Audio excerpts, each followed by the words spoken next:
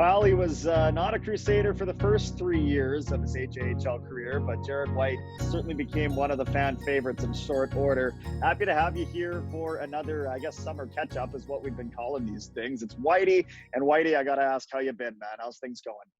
I've been pretty good. Pretty bored. Nothing crazy. But yeah, doing well. So it's been fun.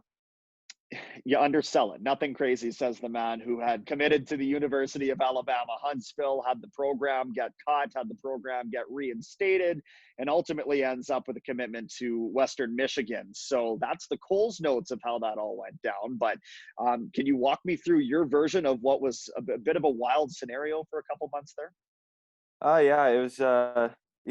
Me, Zaps, and Franny were all set to go, and we were getting excited there. And we had Zoom meetings every week with Huntsville, and everything seemed to be ramping up. And all of a sudden, we kind of get a call, and they're telling us, that it's done effective immediately. So at that point, it's kind of just get on the phone and talk to Adam and Chaser and see what the next steps were. And lucky for the program and the school, they found the funding and were able to come back. But I think, in the time that they were gone, it kind of you were able to reflect a little bit and see different options out there. And by the time it came back, I was kind of, I guess the excitement had waned a little bit, and nothing against the hockey program or anything like that. But when the school just kind of cuts you off um, and basically they essentially lied about it, but they just cut you off and you kind of lose faith in the school. So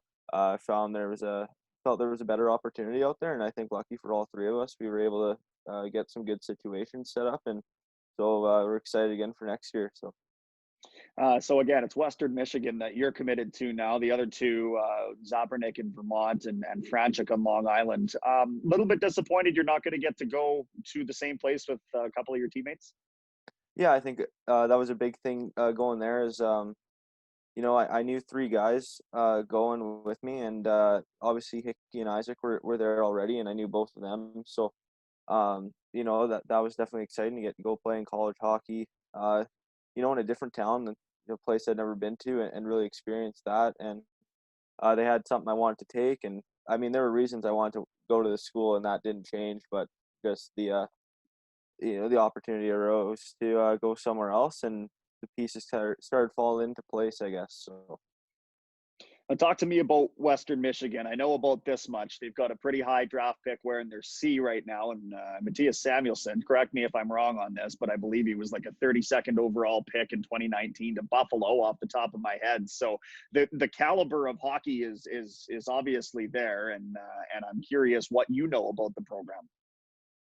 still learning a little bit, but in the talks, I've had our coach there is Andy Murray, so he coached in the NHL there for over a decade and a lot of experience. And he has those connections at the pro hockey level. And just this past year, they sent six guys on to the NHL and a couple more to the AHL. So um, that part's really exciting, and it's run like a professional program. And I think just in terms of the hockey, it doesn't really get much better than that. And it's a place where I'm gonna have to earn my opportunity for sure. But I think part of earning your opportunity is it makes it more exciting, and that will to battle has never really been something I've shied away from. So definitely excited to get over there and get started. Well, and that's definitely reflected on the way that you play on the ice, and we'll get into that in a second. But curious, I mean, for you, you're from Edmonton. You didn't venture too far from home for junior hockey, playing in Fort McMurray, as I mentioned, for a bit, and then coming back to Sherwood Park. So, just in terms of how you're feeling about getting a chance to maybe broaden, just as a human being, your horizons by being out there and being on your own in that sense, is that exciting for you? Is it a little bit nerve wracking? Both? Yeah, a little bit of both. I'm kind of going to a team where I don't know very many people, which would I guess would be similar to Fort Mac, where there weren't a lot of Edmonton guys up there.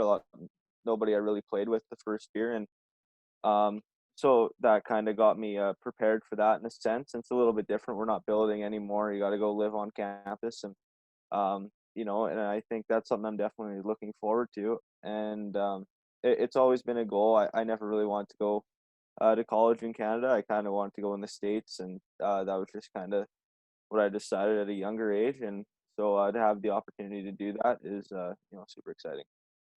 Saw your stats boosted across the board. Not a tremendous surprise there coming to a team with the offensive firepower that the Crusaders had, but you were, if you weren't scoring, there was always a way that Jared White was making an impact on the game.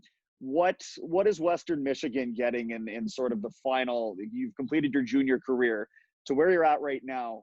Jared White, the hockey player, what is he bringing to the table for Western Michigan? I think the biggest thing is just the ability to uh, fill whatever role I need to, and knowing coming in that much like my junior career, I'm starting at the bottom again and have to work my way up. Nothing's given at this point, so um, I got to earn my way into the lineup, and I might not be probably won't be a big point per game guy first couple years there, and I'll obviously try to be and be as effective as possible, but um, you know just super physical and always have a willingness to compete and not shy away from anything. So I think that bodes well, and their coaches said that's kind of what they've been looking for too. So uh, hopefully it's a good fit.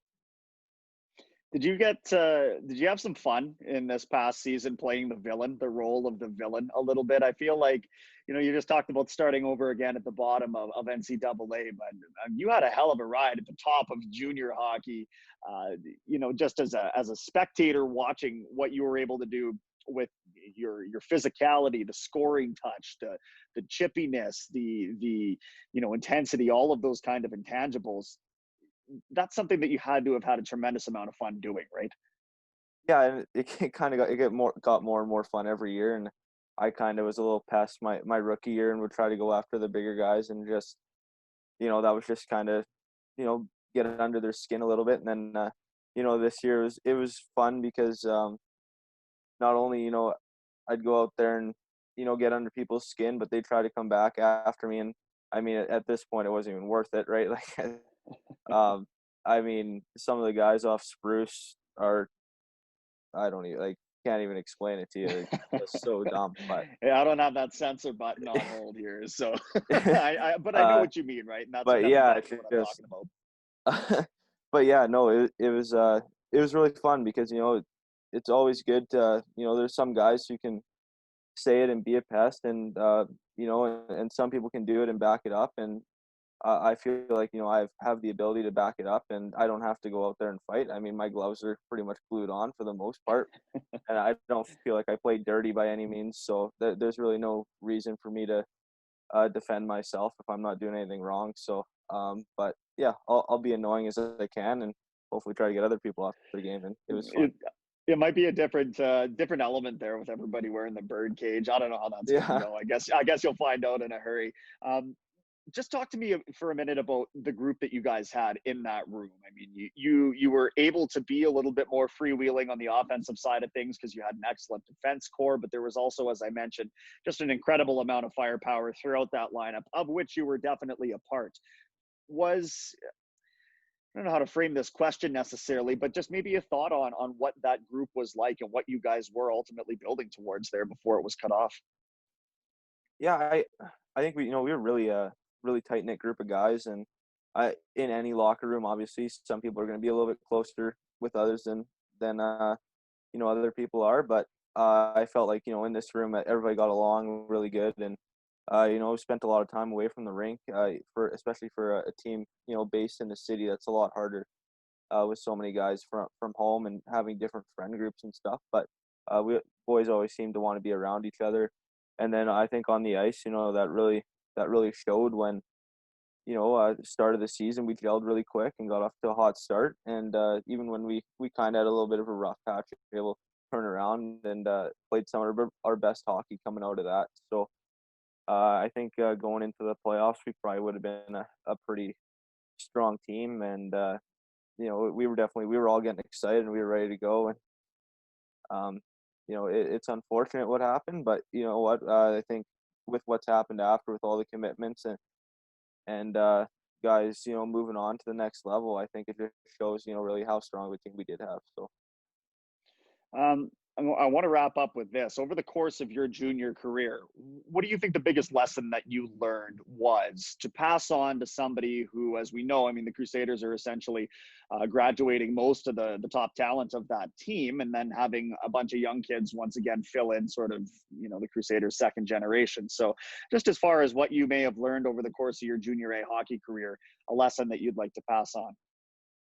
I think one of the biggest things is you know, when especially when you first break into the league, is don't take anything for granted. And you know, you might be the top scorer in your league, and you know, having a really good year, and you come to junior A and you're back at the bottom of the totem pole again. And it's finding your niche early on, and just working to always improve that. And um, that was one thing in Fort Mac. You know, the kind of 2.5 years was stuck in the same kind of role on the ice. And you know, once you get your opportunity, you got to take it, right? So at the same time, you got to create your own opportunities. And you know, I think that's a big thing. And just, you know, you got to take it every day, as you know, you can get better. And you know, not all days are good, not all days are bad. And um you know, it's a roller coaster ride. It really is. But it's probably the best time you'll ever have. um so don't take it for granted, and just really work hard, and make sure your trainer likes you, or they'll make your life a living well, not very nice, I guess, is the nicest way to put it. So Well, I hope you get off on a good foot with your new trainer there at the next level. Congratulations on, I guess, the next, or the recommitment there at the NCAA level. Jared, it was an awesome season getting to watch you in Crusaders colors, and I can't wait to continue following your career moving forward. So thank you for your time this afternoon. thanks, Brendan.